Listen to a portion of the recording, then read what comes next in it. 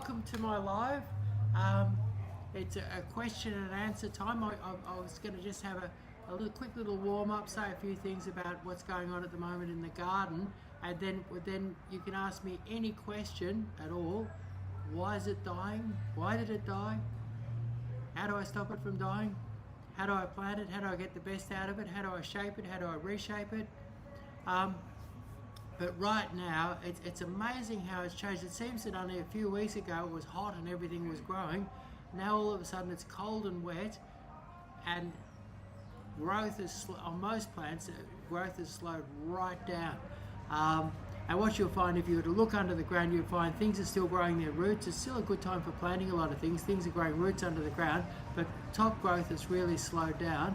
And things to do at this time of year is, like, for instance, your evergreen things like your English box or your topiaries or your ficus standards, or the lawn can all use a good dose of limestone. And a great time to put on limestone is when you're not fertilising, because what you find is that your limestone tends to go to war with your nitrogen fertilisers and they'll cancel each other out. So now's a great time to get in. If your English box is a little bit not quite right, or the lawn sort of could really use a bit of a lift, now's a great time to put out that lime.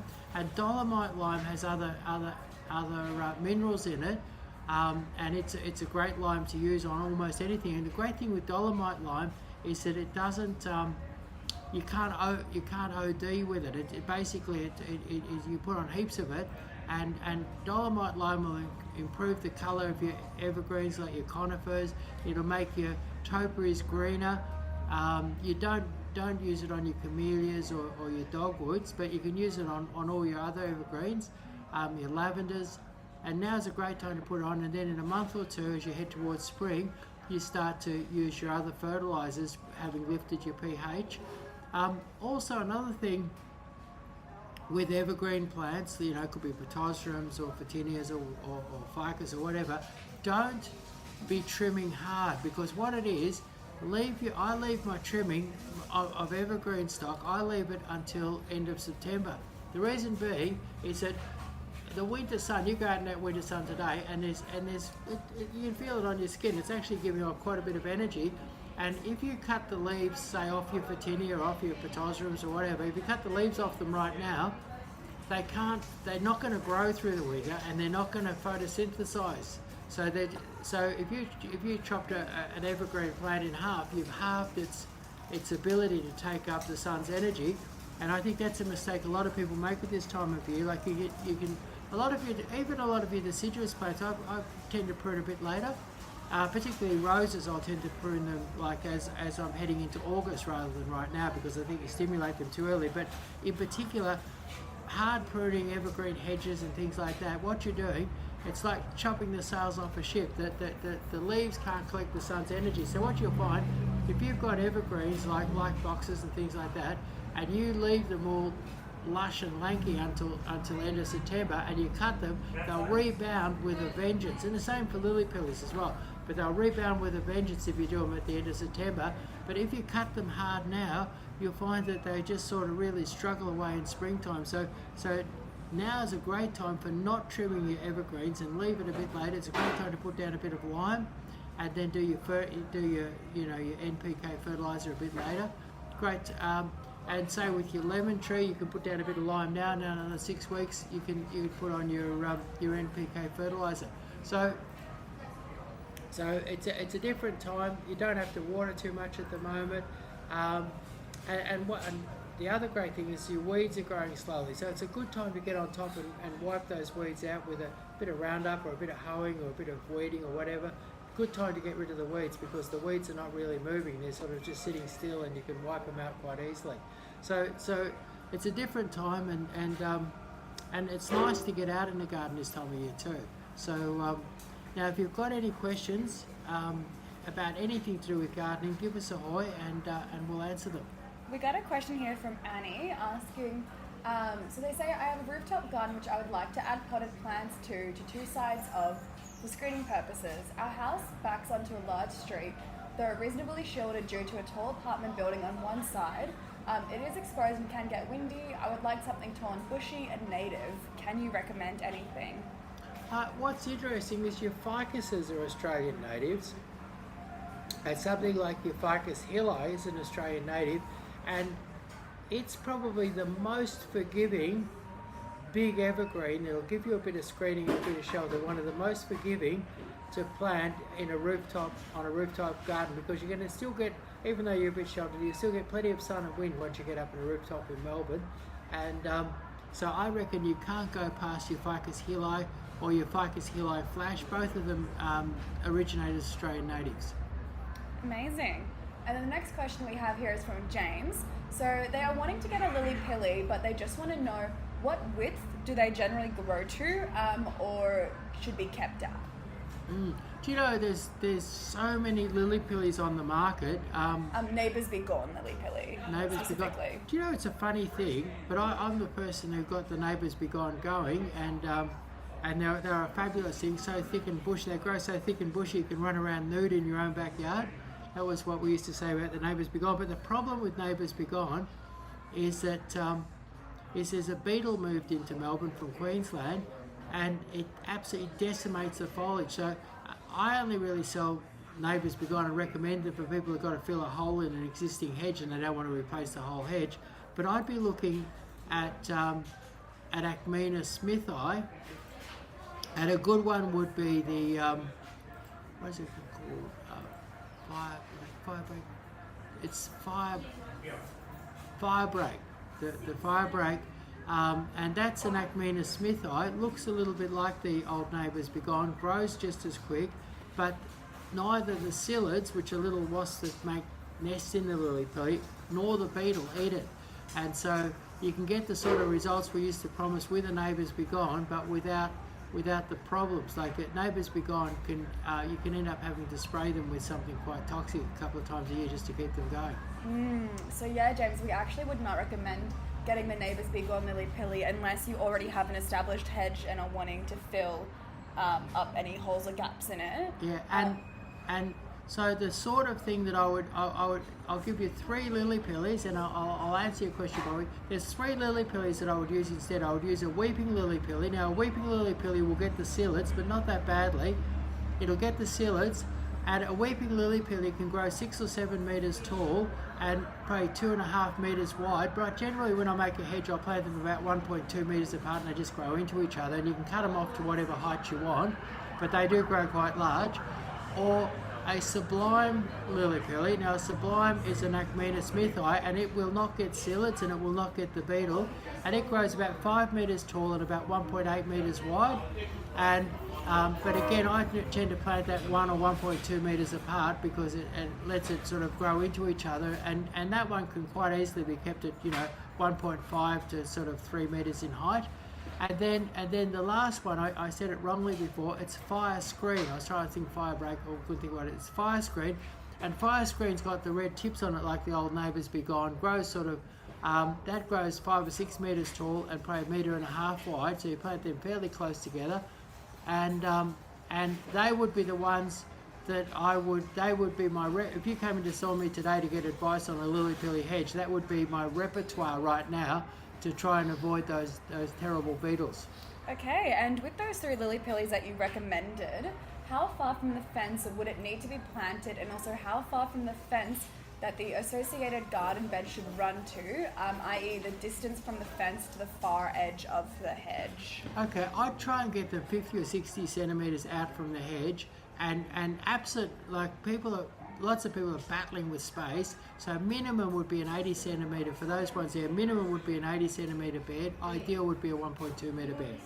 Awesome. And just a reminder, if anyone has any gardening questions, if there's a plant that they're having troubles with, or maybe they're just about to get started with their garden, just leave it below in the comments and we will get to it when we have the chance. Got a question here from Colin asking, so they're interested in purchasing a mature fruiting olive tree. Wondered what options you have in terms of size and pricing. Right, okay. I've got some, like there's a lot of our nurseries considered to have the best range of plants anywhere in Victoria, and we've got a wide range of choices there. I've got some olives out there, and they're very sexy French olives, and they're and Del Morocco as well, and they're 5 and 6 foot tall. They've fruited this year, so they've got their first year of fruiting. They're 5 or 6 years old. They'll fruit again next year, and they're $50. So that's. But then you could buy Paragon, I think, a 20-inch pot. These ones aren't super bushy, but they're still 5 or 6 foot tall and reasonably bushy. But really, really bushy 20-inch pots of Paragon, which is a very good versatile olive, about just over 2 meters tall, $350, and that gets you a really nice bushy one. And I can even get some big 100-liter pots, and they start to get up in the $600-700 range, and good fruiting varieties. So anywhere from $50 for a 6 foot, little bit skinny, up to $350 through to $700 for a 100-liter good fruiting variety. So some really good options there. Next we have Wendy, who is looking at ordering 2x12-inch standard acaias. How tall are they? The graft stick. Standard acacias. Sorry, my bad. Right. Standard acacias. How tall are they? The graft stick. It says they get to 1 meter by 1 meter, which is what I'm looking for. They need to be the same as planting either side of a wee Scotty I bought from you last year. And are they hardy? So basically looking at how tall are they, and if they're hardy. Emily, we've got 3 different sorts of standard acacia. Could you get one of the boys to bring up the 3 different sorts, and I could show them the 3 different sorts.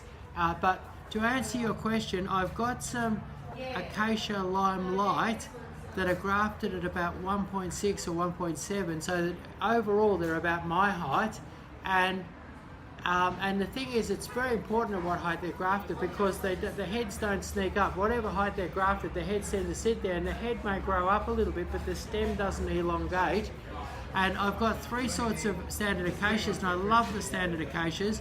And what we'll do is I'll show you those standard acacias on the video in a minute. But I've got Limelight done at about 1.6, 1.7, and then at about 1.2 or 1.3, I've got Waterfall, and I've got another beautiful silvery one that has golden foliage, and I can't think of the name of that one offhand. They're sort of like 1.2-ish. So basically, I've got a variation in different standard acacias, and the tallest one being the Limelight. Awesome. So we're working on getting those different acacias here, but I think in the meantime we'll just move on to another question, and then we'll come back to you, Wendy, about your question there. So next question is from Sam. So they are looking for 2 different tree types.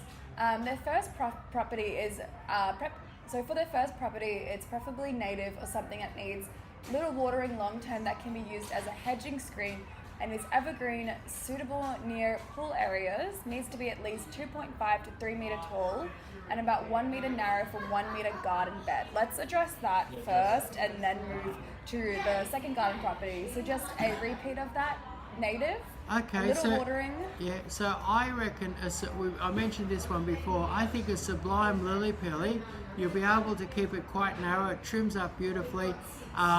It needs, when it's young and you want to if you buy a little one and it's young and you want to quickly get a great hedge, you water it like crazy, but then once you've got your hedge, you can back right off, and it's very, very dry tolerant. So Sublime Lily Pilly, native plant, and ideal for what you want.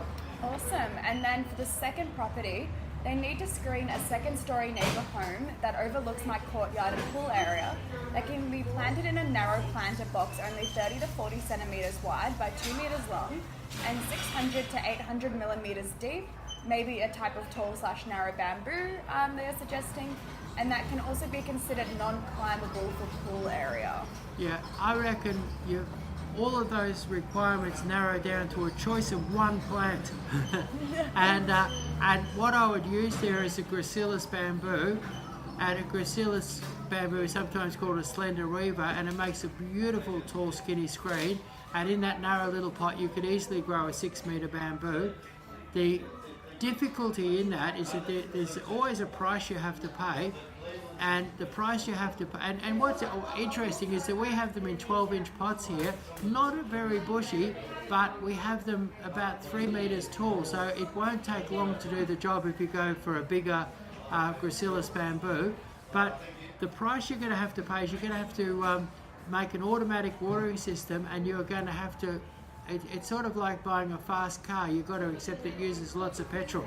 And basically this is the fast car of the screening world, and it's going to need lots of water, and you'd need an automatic watering system because it's going to run out of water while you're at work on a hot day. So and you'd be watering it to be safe in the heat. You'd be watering 2 or 3 times a day, and given plenty of water, plenty of fertilizer, Gracilis bamboo will do a beautiful job and doesn't need a big pot, but it will need lots of water. Okay, well we have the acacias here if you want to talk about them just behind you here, Chris. Right. This is my favourite. This one here. And this one here, this would be, once you take the pot away, this is probably about 1.2, 1.3 metres tall. And this one is called Goldilocks. Actually, I love the way people name these after fairy tale characters. Now, we've got Cousin It, and we've got Miss Muffet, and now we've got Goldilocks here. Now what you can't see there is there's all little flower buds in here, and in another 2 or 3 weeks this is going to be covered in beautiful long racemes of beautiful golden foliage, which goes beautiful with this lovely bluey cascading foliage. And this is a lovely weeper. And if you say you bought this and you wanted it to be a bit taller, what you'd do is you'd get one of these branches and you'd train it up a bamboo stake, and you could run it up, and you could run it up like that, and then it would cascade down. This one here, this is the one I was talking about. This is the one that we've got that's grafted fairly tall. It's grafted really actually about 1.5 when I look at it. And basically this is going to end up a big fluffy ball, probably about 1 metre wide, 1 metre tall. Well, it'll go up 1/2 metre and hang down 1/2 metre. So you're really looking at a metre by metre ball on a stick.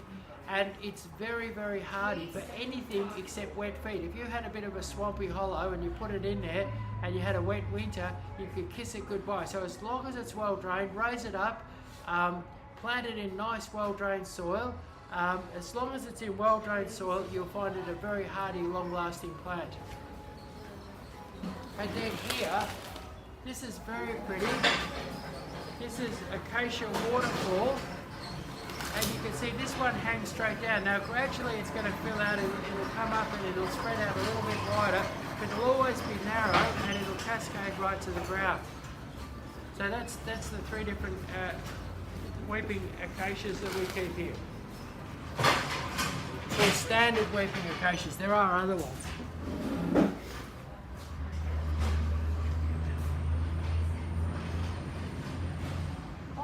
Hopefully that answered that question there for you, Wendy. Just taking a look at all the different acacias. So if anyone else has any questions about their garden, please leave it below in the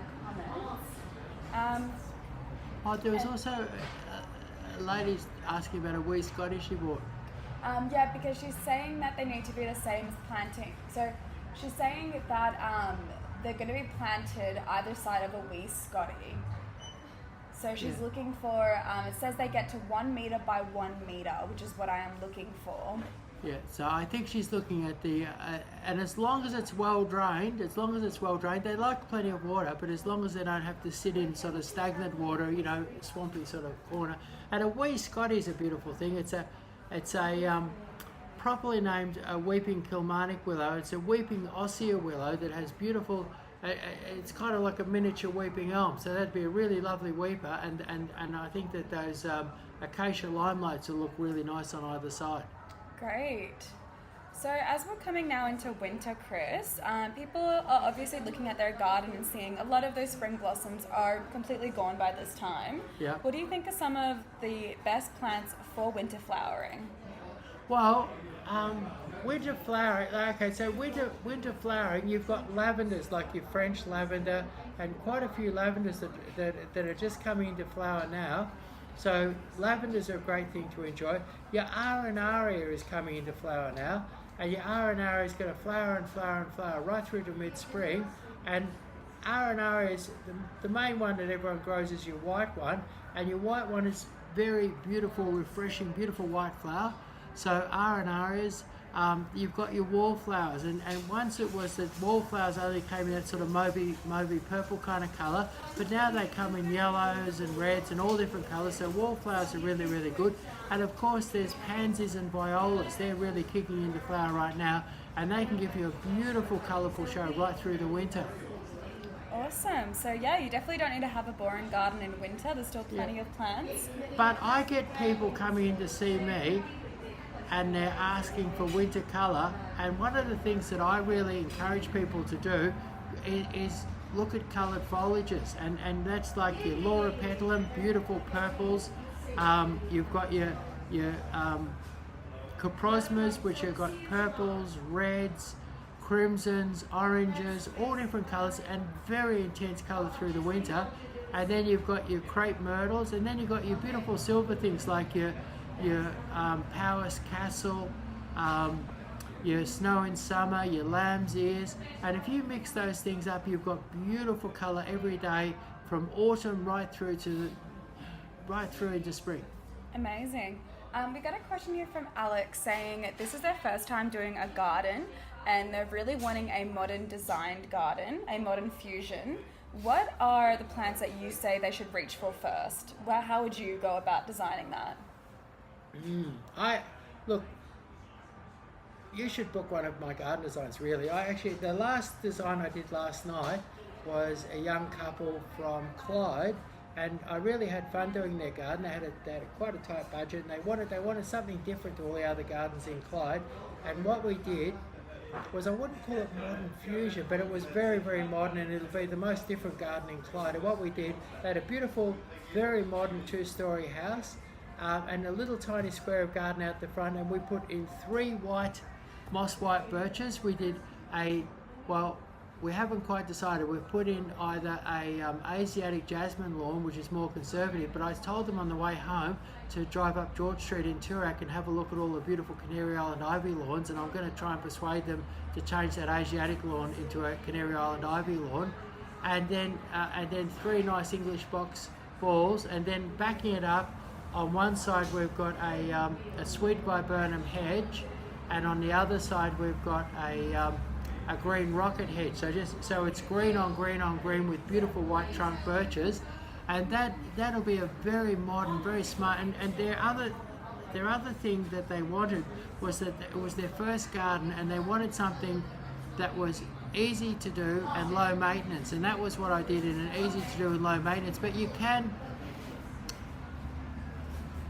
The second last garden I did was we did a crazy mix, and we put all sorts of things. We put kind of a mixture of kind of like old and new, using things like foxtail fern, tractor seed. You can use all of that, but it's very much a matter of what you want. With the young couple I did last night, the first thing they wanted was that they wanted something that they could easily manage, something simple, something suitable to tackle for their first garden, and then they wanted something very different to what everyone else had, because I was out actually in Clyde doing garden designs the other day, and a lot of the gardens are a little bit the same, so they wanted something that was really different, and they will have a totally unique garden with that particular garden. Sounds like a lovely combination. We got a question here from XY Hugh. They're asking, what's your favourite Japanese maple? It's hard because, but it's changing. I think my favourite has really been a Nishiki fountain, and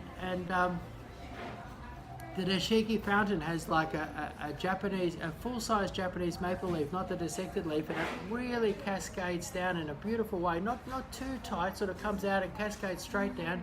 Doesn't grow tall at all. Very strong grower, beautiful full head on it. And when autumn comes, it's absolutely electric, sort of goldy, reddy pink, just fabulous colour. But then what's happened is that I bought a few Makawa Yatsubusa, And the Makawa Yatsubusa, it started. I've had it here for about 5 or 6 weeks, and it started colouring 5 or 6 weeks ago, and just sort of down deep under the green, you start to get a bit of purple. And today, where the other Japanese maples have gone off fairly quickly, it's just past its peak, and it's the most brilliant red. It's like fire engine red, absolutely amazing. So and it's also, the foliage is very, very dense. So although it wasn't a Shiki fountain, the Makawa Yatsubusa is providing stiff competition for the Nishiki fountain. Very difficult choice. I mean, there's so many beautiful Japanese maples. Yeah. On to the next question. Mitchell asks, are sky pencil plants hardy and can they survive in clay soil? Yes, and yes. They're very, very hardy. Hot sun, fairly heavy clay soils. You wouldn't, but if it was terrible clay soil, you'd dig a nice big hole, you'd mix some good soil into it, perhaps add a little bit of soil water as well. I wouldn't push them too hard, but you'll find them very, very hardy. And what fascinates me is we've been bringing big ones down from kind of well north of Brisbane. So its ability, it can grow in a fairly subtropical environment, and the ones that we bring down are absolutely beautiful. So and it'll take severe frost.